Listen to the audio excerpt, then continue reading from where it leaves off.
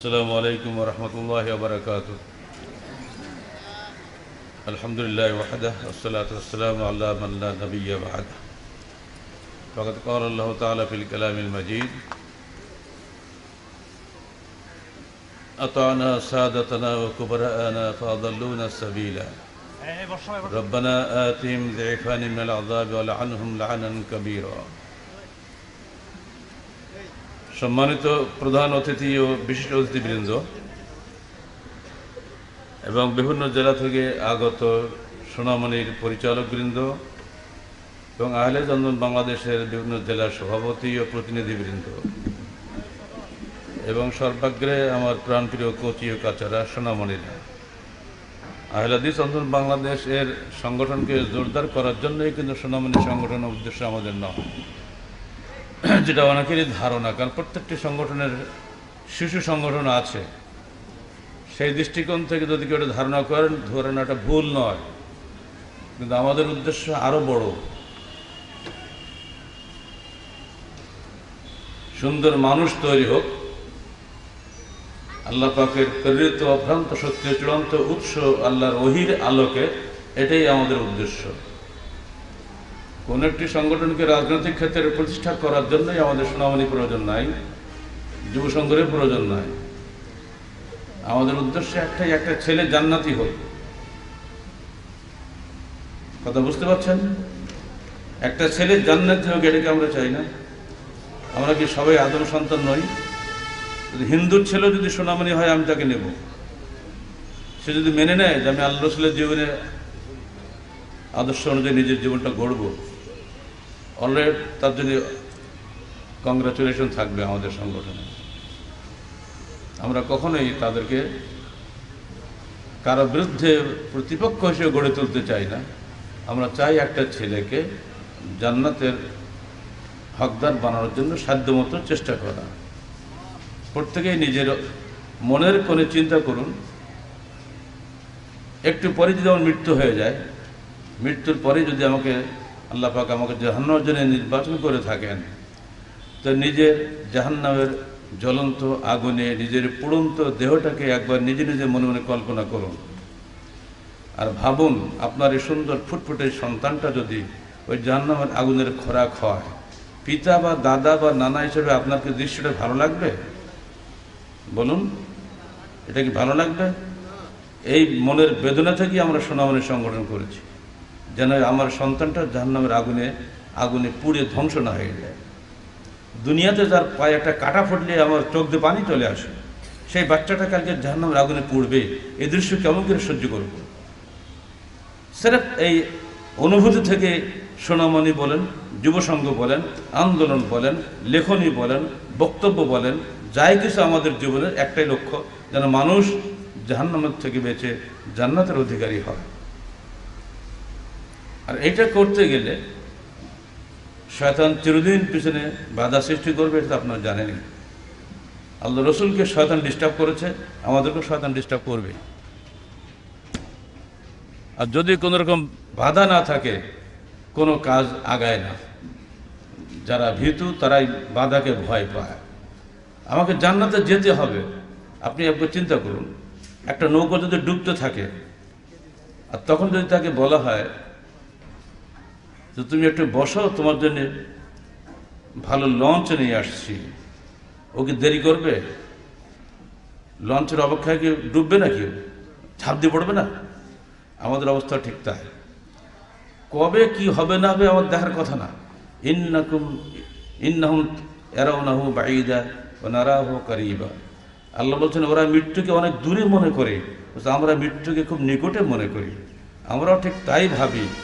যে ছেলেটি আমার কোলে আসছে, আনন্দের উৎস হিসেবে আছে, ওই ছেলেটি কালকে আমার কাছ থেকে হারিয়ে যেতে পারে।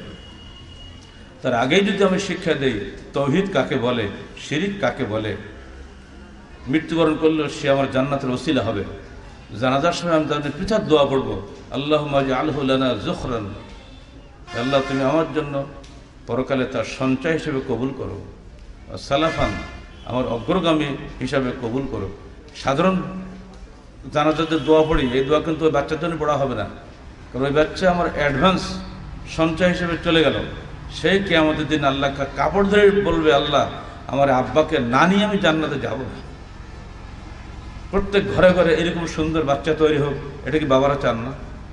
এখানে আহলে হাদিস আন্দোলন কেন বলছি, যে আহলে হাদিসের বৈশিষ্ট্য হচ্ছে কোরআন হাদিস মেনে জীবন গড়া। এজন্য আমরা আহলে হাদিস বলি। প্রত্যেকটা মুসলমানের কি আহলে হাদিস হওয়া উচিত নয়? আহলে হাদিস ছাড়া কেউ মুসলমান হতে পারে না। যত নামই আপনি দেন সব বানোয়াট ভুয়া নাম। নাম স্রেফ একটাই, আমি কোরআন এবং হাদিসের অনুসারী হিসাবে আহলুল হাদিস। এই নাম বলতে যাদের মধ্যে আড়ষ্টতা আসে, দ্বিধা সংকোচ আসে, এই নাম বলতে যাদের মধ্যে দ্বিধা সংকোচ আসে, তারা আসলে আহলে হাদিস নামটাই বোঝেন না, এর অর্থ বোঝেন না, ব্যাখ্যাও বোঝেন না। এই কারণে একটা ছেলেকে ছোট্ট থেকে আমরা গড়ে তোলার চেষ্টা করি। আজকে যে সমস্ত শয়তানি ক্রিয়াকর্ম চলছে সেগুলো আমাদের জন্য খুব দুঃখজনক।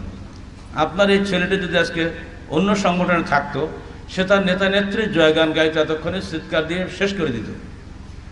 অথচ মুসলমান কখনোই কোনো মানুষের জয়গান গায় না। বদর বিজেতা সেনাপতি মোহাম্মদ রসুল্লাহ সাল্লাল্লাহু আলাইহি সাল্লাম, মক্কা বিজেতা সেনাপতি, তাবুক বিজেতা সেনাপতি, খন্দক বিজেতা সেনাপতি, সমস্ত আরব বাহিনীর সম্মিলিত বাহিনীর মোকাবেলা করে যিনি বিজয়ী সেনাপতি, তার প্রশংসায় কখনোই মুসলমানরা ইয়া মোহাম্মদ বলে চিৎকার দেয় নাই।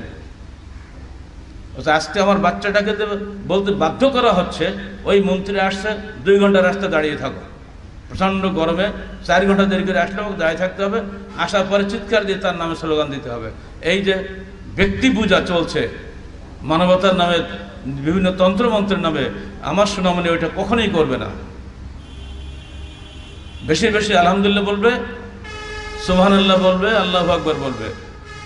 একবার সুবহানাল্লাহ যদি বলে, একবার যদি আলহামদুলিল্লাহ বলে, বাচ্চারা জানে আসমান এবং জমিনের মাঝখানে পূর্ণ শূন্যস্থানটা নেকি দিয়ে পরিপূর্ণ করে দেওয়া হবে। আমার বাচ্চারা যখনই আলহামদুলিল্লাহ বলবে, সুবহানাল্লাহ বলবে, তখনই কিন্তু সেই নেকিটা পেয়ে যাবে। বাপ হয়তো জানেন না যে এই নেকি বললে, এই দোয়াটা বললে কি আছে। সব কাজের প্রথমে বিসমিল্লাহ বলা জরুরি, এটা সবাই জানেন, তাই না? কিন্তু আজানের আগে কি বিসমিল্লাহ বলতে হয়? বলেন বাবারা, শিখে রাখো। আসসালামু আলাইকুম ওয়া রাহমাতুল্লাহ বলার আগে বিসমিল্লাহ বলতে হয়। এই তো, এটা শিখবে কোথায়? শিখবে নওদাপাড়ায়, অন্য জায়গায় নেই। অন্য জায়গায় গেলে আগে অন্ততপক্ষে 10 মিনিট অন্যগুলিকে নামটাম বলে শেষে সালাম দিবে। অথচ এই সিস্টেমটা এখান থেকে ছোট্ট বাচ্চা বয়সেও শেখে, ও জানে না যে কি পিছনে কি আছে। কারণ একটা ছোট্ট হাদিস আছে, আসসালাম কাবলাল কালাম, কালামের আগে সালাম। এই হাদিসের চর্চা কিন্তু কোনো সংগঠনে নাই, অথচ আমাদের বাচ্চারা ছোট থেকে এগুলো জানে। আল্লাহ কোথায় থাকে বলতে পারো তোমরা? বলো কোথায় থাকে আল্লাহ? বলো কোথায়? 7 আসমানের উপরে আরশে কি আছে বলো? সমন্বিত। 7 আসমানের উপরে আরশে সমন্বিত। অনুযায়ী বলে কি বলবে? আল্লাহ সর্বত্র বিরাজমান, তাই না? তো আল্লাহ কি জুতো তলে আছে নাকি? আল্লাহ কি পায়খানা ঘরে বসে আছে? কথা বলার সময় হিসাব করে বলে না জ্ঞানীরা, বড় আলম আলমার বলে যাচ্ছে, দিব্য সমানে বলে যাচ্ছে আল্লাহ নিরাকার। কথা ঠিকই আছে। এই ঘড়ির কোনো আকার আছে? এই যে টেপ রেকর্ডার আছে, ভিডিও চলছে, এর আকার আছে? ওর একটা নিজস্ব আকার আছে না? কিন্তু ওর মতো ওর আকার, আমার মতো তো নয়। আমার মতো আমার আকার, ওর মতো ওর আকার। ঠিক আল্লাহর আকার আছে আল্লাহর মতো, সে কারোর মতো নয়। বললাম ইয়াকুল্লাহু, বলো কুফুয়ান আহাদ। আল্লাহর আকার আল্লাহর মতো, লা ইয়ালিকু বিশানিহি। আমাদের কল্পনা সেটা আসবে না। এই ব্যাখ্যাটা আমাদের বাচ্চারা ছোট্ট থেকে শেখে, অথচ অন্য জায়গায় সর্বোচ্চ ডিগ্রি নিয়েও তার শিখতে পারে না।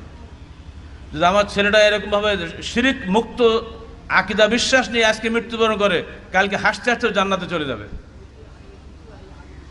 আর যদি শিরকি আকীদা নিয়ে মরে, ও কামাল পাঠ 10 বার করুক, ও জাহান্নামে যাবে।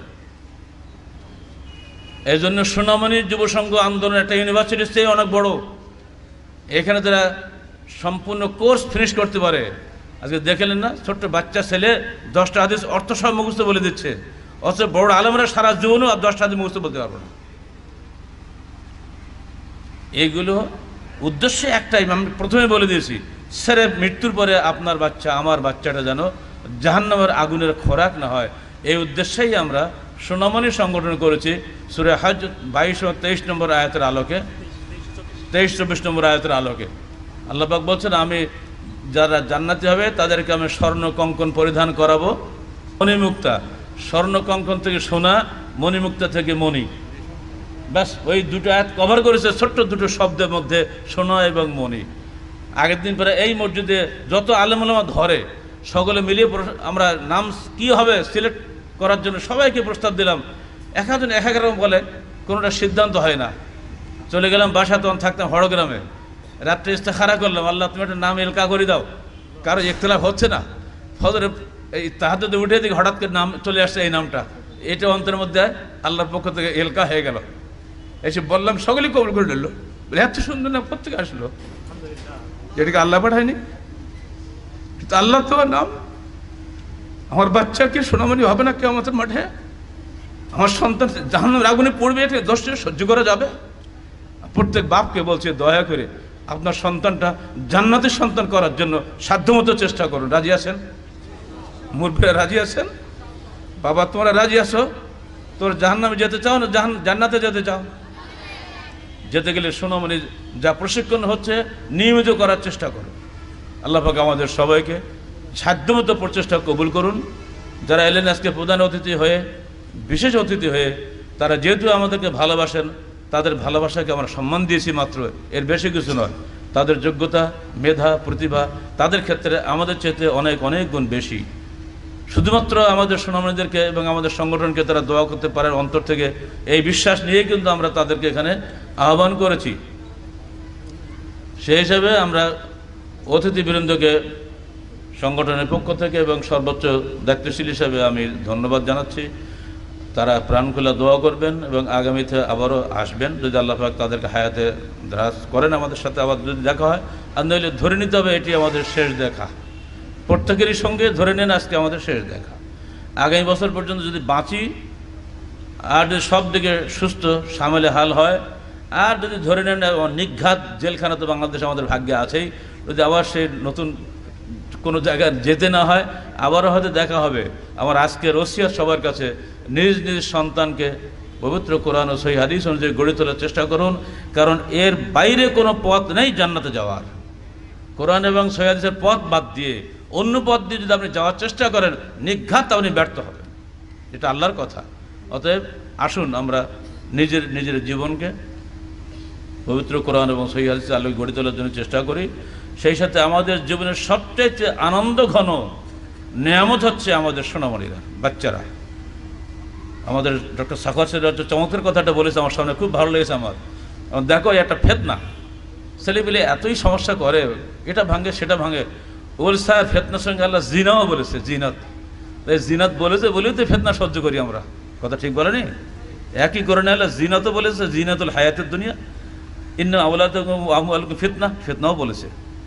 এই ফিতনা এবং জিনাতের মিলিত রূপ হচ্ছে আমরা এক একটা সোনামণি বাইরে বসে আর সামনে। এরা দুনিয়ায় যেমন এদের কোনো কষ্ট বরদাস্ত করতে পারি না আমরা, আখিরাতেও তারা কোনো কষ্ট হোক এটা কেমন করে বরদাস্ত করবেন? এই জন্য আজকে সকালে তাফসীর শোনানো হয়েছে। কিয়ামতের মাঠে আল্লাহ বলছেন, আমি তোমাদের দাদা, পরদাদা, দাদি বা যারা উপরে আছেন, যাদেরকে তুমি দেখোনি, আল্লাহ হাক না বিহিম, আমি আল্লাহ তাদের সঙ্গে তোমাদের মোলাকাত করিয়ে দেবো। বলুন আলহামদুলিল্লাহ। ঠিক অমনি করে তোমাদের স্ত্রীরা যদি তোমাদের মতো ঈমান ধরে মৃত্যুবরণ করে, তোমাদের আগে মরুক বা পরে মরুক, তাদের সঙ্গে তোমার সঙ্গে আমরা মোলাকাত করিয়ে দেবো জান্নাতে। আল্লাহ পাক এতটুকু ক্ষান্ত হন, তিনি বলছেন, তোমাদের সন্তান, তোমাদের সন্তানের সন্তানরা, তোমাদের পৌত্র, তাদের পৌত্ররাও যদি সত্যিকারের অর্থে ঈমানদার হয়ে মৃত্যুবরণ করে, আমি আল্লাহ বলছি তাদের সঙ্গে তোমার সঙ্গেও সাক্ষাৎ করিয়ে দেব। তখন আমরা বলবো কি জানেন, আল্লাহ জান্নাতের 100 স্তর আছে, ওই অত স্তরে যেতে রাজি নেই, আমরা সবাই মিলে এক জায়গায় থাকবো। আল্লাহ হ্যাঁ তোমাদেরকে তাই কবুল করলাম, যাও তোমরা একসাথে আনন্দের সঙ্গে বসবাস করো। বলুন এটাকে আমরা চাই না? আল্লাহ তুমি আমাদের ক্ষুদ্র প্রচেষ্টা কবুল করো। প্রত্যেকের অন্তরে এই কামনা, এই প্রার্থনা আল্লাহ তুমি কবুল করে নাও। আমাদের বাচ্চারা যেন জান্নাতুল ফেরদাউসের অধিকারী হয়। সেদিন যেন আমাদেরকে না বলে রব্বানা আতিম যিফান মিনাল আযাব, আল্লাহ আজকে আমাদেরকে তুমি জাহান্নামে দিচ্ছ, আমরা দুনিয়াতে আতানা সায়াদাতানা ও কুবরানা ফাদাল্লুনা সাবিলা, আমরা আমাদের নেতাদের এবং আমাদের বড়দের গুরুজনদের অনুসরণ করতাম, তারাই আমাদেরকে পথভ্রষ্ট করেছিল। হে আল্লাহ, যদি আমাদেরকে আজকে জাহান্নামে যেতে হয় তাহলে তুমি আতিহিম, এদেরকে দাও জিফাইন মিনাল আযাব, ডবল ডবল দ্বিগুণ আযাব দাও, ওয়ালা আনহুম লাআনান কাবীরা, তাদেরকে কঠিনভাবে অভিশাপ দাও। এই কথা যেন এই ছোট্ট বাচ্চা সোনামণিরা কাল কিয়ামতের মাঠে আমাদেরকে না বলে ওদের এই বদ্দুয়ার হাতে বাঁচার জন্যই বলতে পারেন আমরা সোনামণি গঠন করেছি। সাবধান, বাবারা দায়িত্ব ভুলবেন না, দাদারা দায়িত্ব ভুলেন না, বাচ্চারা যেন দায়িত্ব ভুলো না। আর তোমাদের কাছে আমার একান্ত মিনতি, তোমাদের জন্য দিনরাত কষ্ট করেছি, গাল খাচ্ছি, সবই করছি, তোমরা যেন কিয়ামতের মাঠে আমাদেরকে গালি দিও না। ডবল ডবল আযাব সহ্য করার ক্ষমতা আমাদের নাই। আল্লাহ আমাদের এবং আমাদের বাচ্চাদেরকে জান্নাতুল ফেরদৌসের অধিকারী করুন, এবং তাদের মায়েদের যারা আজকে এখানে এসছে, অনেকে তারা বাড়িতে থাকতে পারেনি বাচ্চা রেখে, এই যে আন্তরিক মহব্বত, প্রত্যেক মা চায় তার সন্তানরা সুন্দরে গড়ে উঠুক। আমরাও চাই তার মায়েদের মনের আকাঙ্ক্ষা আমরা বুঝতে পারি। মা, বাপ, দাদা, দাদি, উস্তাদ, ছাত্র যারা আমরা এখানে বিভিন্ন পর্যায়ে আছি, আসুন আমরা সকলে মিলে আমাদের সোনামণিদেরকে গড়ে তুলি এবং এর মাধ্যমে একটা সুন্দর সংসার, সুন্দর পরিবার, আস্তে আস্তে সুন্দর একটা দেশ গড়ে উঠুক। আল্লাহ পাক আমাদের সবাইকে যেন কবুল করেন, আল্লাহুম্মা আমিন। সোনামণি সংগঠনের কেন্দ্রীয় দায়িত্বশীল সবাইকে ধন্যবাদ জানাচ্ছি। বিশেষ করে এবারে যারা সোনামণি দায়িত্ব পালন করেছে সুন্দরভাবে, আমি তাদের সবাইকে আন্তরিক মোবারকবাদ জানাচ্ছি। আপনারা দোয়া করবেন এই বাচ্চারা যেন আগামী দিনে সোনামণি গড়ে তুলতে পারে এবং সুন্দরভাবে সংগঠনটাকে এগিয়ে নিতে পারে। ঘরে ঘরে যদি তৌহিদের আহ্বান চলে যায়, শিরক ও বিদআতের বিরুদ্ধে বক্তব্য চলে আসে, অটোমেটিক্যালি কিন্তু সমাজ পরিবর্তন হয়ে যাবে। সমাজ পরিবর্তন কখনোই রাষ্ট্রের মাধ্যমে লাঠি মেরে, পুলিশ দিয়ে, দারোগা দিয়ে সমাজ পরিবর্তন হয় না। সমাজ পরিবর্তন হবে নবীদের তরিকায়, আকীদার পরিবর্তনের মাধ্যমে, বিশ্বাসের পরিবর্তনের মাধ্যমে। সেই কাজটাই আমরা করে যাচ্ছি। এটাকে বলে সোশ্যাল রেভলিউশন, সমাজ বিপ্লবের আন্দোলন। এই আন্দোলনের আমরা ওদেরকে সাথী করে নিয়েছি। আপনারা দোয়া করবেন যেন আগামী দিনে যেদিন আমি বা আপনি থাকবো না, সেদিন কিন্তু একটা বিপ্লব আসবে দেশে, যে বিপ্লবকে ঠেকিয়ে রাখার ক্ষমতা কোনো অস্ত্রের দ্বারা হবে না। আল্লাহ পাক আমাদের সবাইকে কবুল করুন, আমিন। আসসালামু আলাইকুম রহমতুল্লাহ বারাকাতুহু।